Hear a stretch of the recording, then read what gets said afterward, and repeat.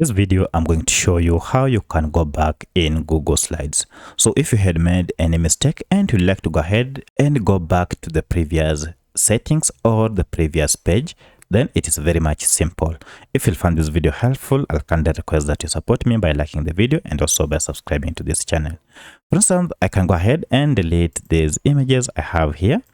And if I realize that I have deleted them by mistake, I'll want to go ahead and restore them. To restore them, the best thing to do is just to go back. The simplest and the easiest way to go back is just by clicking on this undo.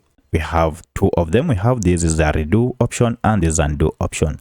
So you can just go ahead and click on this several times until you find all the images have been restored. And look at that.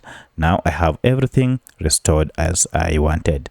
Now, alternatively, you can also use a combination of Ctrl+Z on your keyboard if you are on Windows, or Command and Z if you are on MacBook.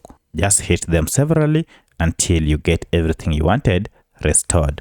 So that's how you can go back in Google Slides. If you have any other question, kindly let me know in the comment section. Otherwise, thanks for watching and let's meet in the next video.